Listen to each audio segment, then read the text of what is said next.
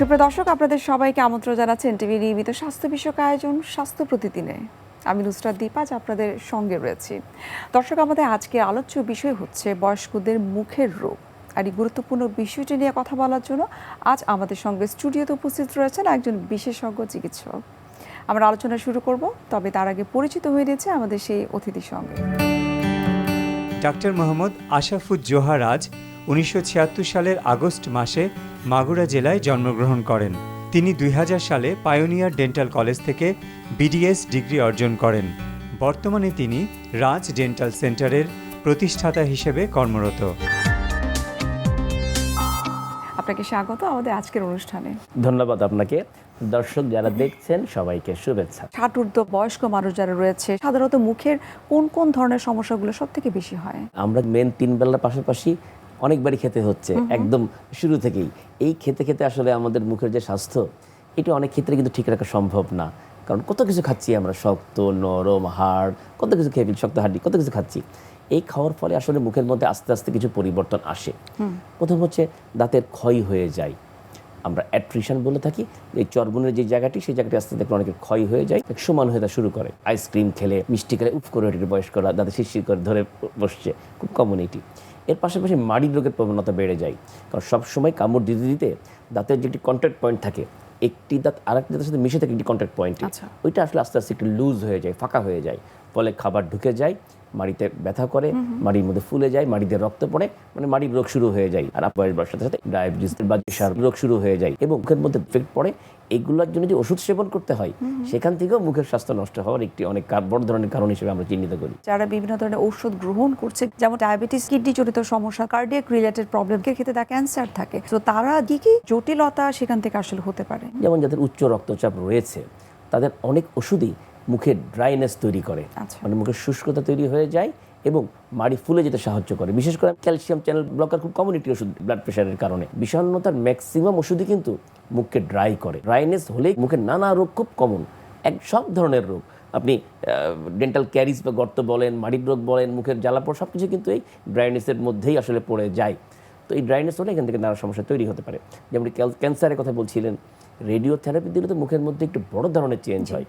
মুখের মধ্যে বিভিন্ন ধরনের ছত্রাক ইনফেকশন হতে পারে, হা করলে সাদা স্তর পড়া দেখা যেতে পারে, দাঁতের ক্ষয় রোগ, মুখ ড্রাই, জ্বালা পোড়া, অনেক কিছু আসলে এখান থেকে হতে পারে। আমরা আলসারের কথাও শুনে, আলসারও হতে পারে।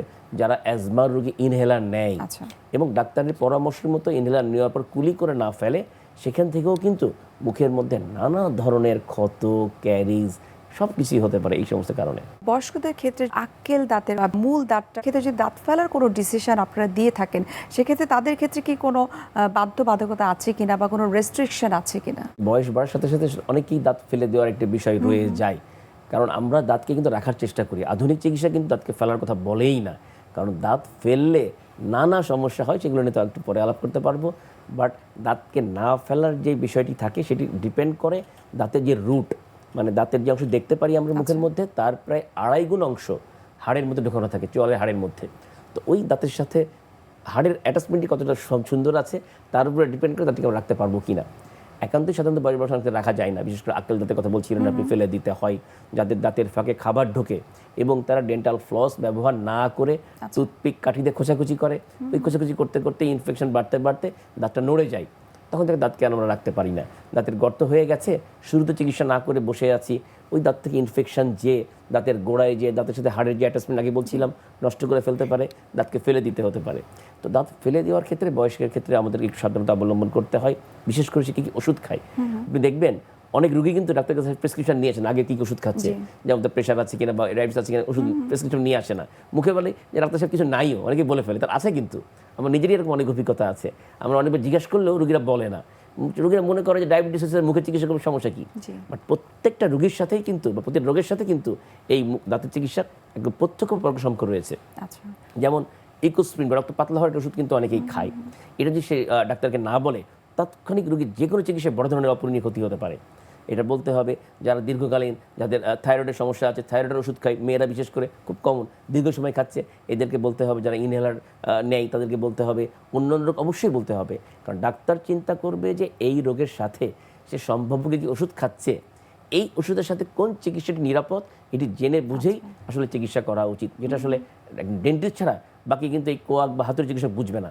যার ফলে আপনি প্রায় দেখবেন নিউজ পেপারে লেখা আসছে যে দাঁতের চিকিৎসা করতে মানুষ মারা যাচ্ছে, খোঁজ নিলে জানবেন সে একটি কোয়াক বা একটি হাতুড়ে চিকিৎসক। তার তো এই নলেজগুলি থাকার কথা না, সে সবাইকে একইভাবে বিচার করবে। বাট সব রোগী তো একরকম নয়, তাদের বিভিন্ন রোগ থাকতে পারে, বিভিন্ন ওষুধের কারণ মানে খাচ্ছে সেই কারণ থাকতে পারে। না বুঝে না জেনে ডেন্টাল সিম্পল স্কেলিং থেকেও বড় ধরনের ক্ষতি হতে পারে। বয়স্ক রোগী যারা রয়েছে তাদের যে কোনো ধরনের দাঁতের ট্রিটমেন্ট শুরু করবার পূর্বে তাদের ইতিহাস নেওয়াটা অনেক বেশি দরকার। এই প্র্যাকটিসটা কি বাংলাদেশে রয়েছে?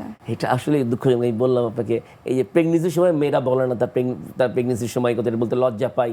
আর বললাম যে ডায়াবেটিসের কথা বলে না, জানলেও বলে না। দুঃখজনক এটা, যে অনেকে জানলেও বলে না। এই কালচার থেকে বেরিয়ে আসতে হবে।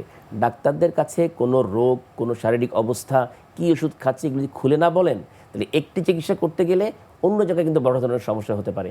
এই কারণে আমাদের বাংলাদেশে দেখবেন এই জিনিসটা কিন্তু প্রায় হচ্ছে, যে দাঁত তুলতে যাচ্ছে, সমস্যা হচ্ছে অন্য জায়গাতে। তো এটা হওয়ার পিছনে কারণ কিন্তু রোগীর ঠিকমতো হিস্ট্রিটা না দেওয়া। ডাক্তার তো অবশ্যই জিজ্ঞেস করে, বাট রোগীদেরকে প্রপারলি সেটা বলতে হবে। সবচেয়ে ভালো হয় রোগীর যে প্রেসক্রিপশনটি আছে, সে অন্য সব রোগের যে প্রেসক্রিপশনটি আছে সেটা সহ সে যদি রিসেন্ট যে তার ব্লাড টেস্টের রিপোর্টটা আছে সাথে করে নিয়ে যদি ডেন্টিস্টের কাছে আসে, দেখলেই সহজেই বুঝতে পারবে আসলে তার অন্য কোনো সমস্যার সাথে তার এই দাঁতের চিকিৎসাটি কতটা নিরাপদ, খুব সহজেই বোঝা যায়। দাঁতের চিকিৎসার ক্ষেত্রে আপনি কোয়াকদের কথা আপনি উল্লেখ করেছিলেন। বাংলাদেশে কিন্তু এই প্র্যাকটিসটা এখন পর্যন্ত কিন্তু হচ্ছে, সেটা শুধুমাত্র গ্রামাঞ্চলে নয়, শহরাঞ্চলের অনেক মানুষও কিন্তু করে যাচ্ছে। এই ব্যাপারে আপনার মতামত আসলে কি, যে এই ব্যাপারে আসলে কোনো আইন প্রয়োগ করা যেতে পারে কিনা? Bangladesh medical and dental council, সংক্ষেপে BMDC, তাদের ওয়েবসাইট, তাদের প্রচারণ, তাদের আইন অনুযায়ী স্পষ্ট বলা রয়েছে BDS অথবা MBBS ডিগ্রিধারী ছাড়া কেউ নামের আগে ডাক্তার লিখতে পারবে না এবং কেউ রোগীর মুখে ডিরেক্ট সেবা প্রদান করতে পারবে না। এটি নিয়ে আমাদের ডেন্টালে এখন নানাবিধ প্রচারণা চলছে, কারণ ডেন্টালে সবচেয়ে বেশি এই অসাধু ব্যবসায়ীরা কিন্তু গ্রামগঞ্জে এবং জেলা পর্যায়েও তারা এমনভাবে চেম্বার খুলে বসছে আইনের চোখে ফাঁকি দিয়ে বা আইনকে ম্যানেজ করে। এখন কিন্তু ফাঁকি দেওয়ার সুযোগটি কম, কারণ এত প্রচার হচ্ছে জেলা পর্যায়ে বা গ্রাম পর্যায়ে মানুষ জানে কে ডাক্তার কে ডাক্তার না। তারপরও তারা আসলে কিভাবে যে ম্যানেজ করে এই প্র্যাকটিসটি করছে, এর ফলে কিন্তু আসলে আমাদের দেশের রোগীরা যারা একটু বুঝে না বা যারা একটু অর্থনৈতিক অসচ্ছল, অপেক্ষাকৃত কম খরচে চিকিৎসা পেতে গেলে কিন্তু এক ধরনের মানে প্রতারিত হচ্ছে, বড় ধরনের স্বাস্থ্য ঝুঁকির মধ্যে পড়ছে।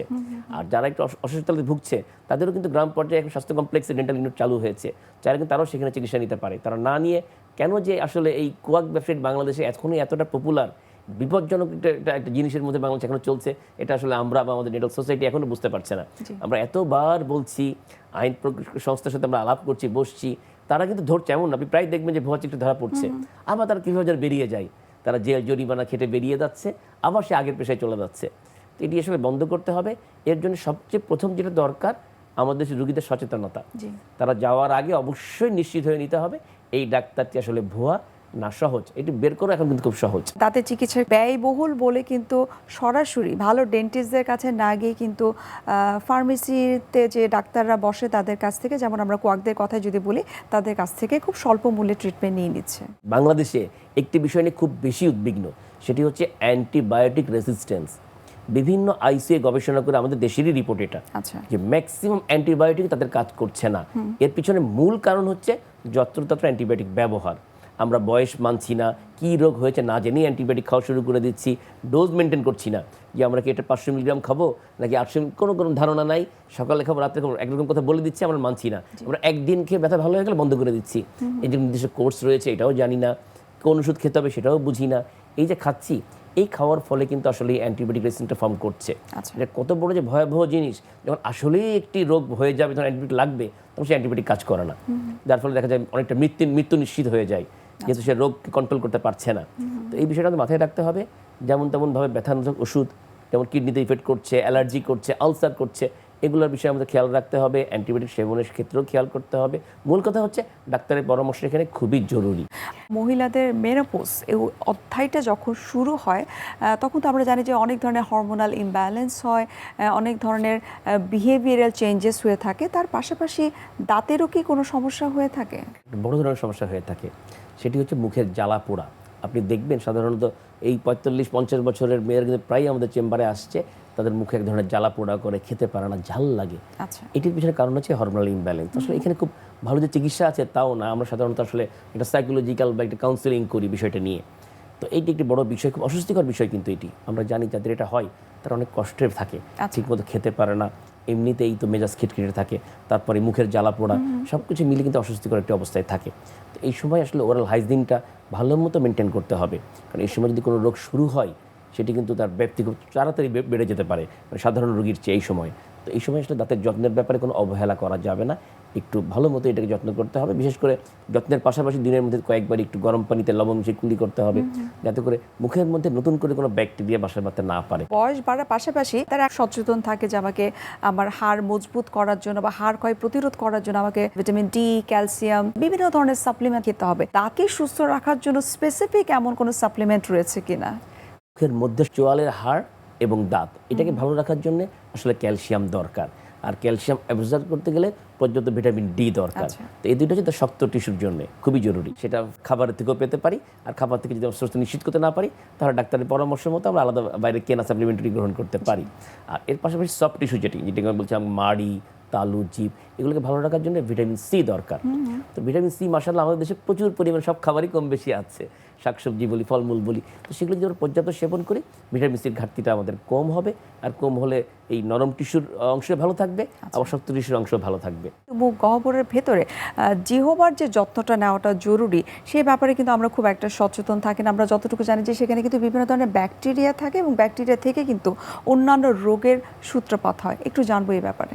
বয়স্কদের বেশি হয় আসলে বিভিন্ন দাঁত ধার হয়ে গেলে, যেমন এই বলছিলাম যে দাঁতে ঘষার ফলে আস্তে আস্তে বয়স বাড়ে দাঁতগুলো শার্প হয়ে যায়, অনেক সময় দাঁত ভেঙে যায়। যারা কৃত্রিম দাঁত ব্যবহার করছে তার কোনো শার্প অংশ রয়ে যেতে পারে।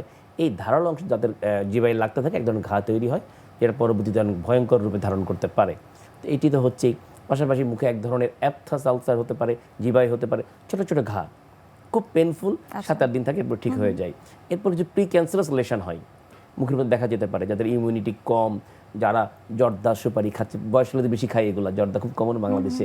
তো এইসবের ক্ষেত্রেও কিন্তু মুখে এক ধরনের আলসার তৈরি হয়। সবগুলোর পরিণতিও কিন্তু একটু ভয়াবহ দিকে যেতে পারে যদি কোনো আলসার বা ঘা 2 সপ্তাহের বেশি রয়ে যায়। সেক্ষেত্রে আসলে দেখিয়ে নিতে হয়, নাহলে বড় ধরনের ক্ষতি আবারও বলছি হতে পারে। তো এইটা একটা বিষয় তো রয়েছেই। এর পাশাপাশি আসলে জিভার মধ্যে আর কি হতে পারে, একটা বাচ্চাদেরও কিন্তু জিভার রোগ হয়।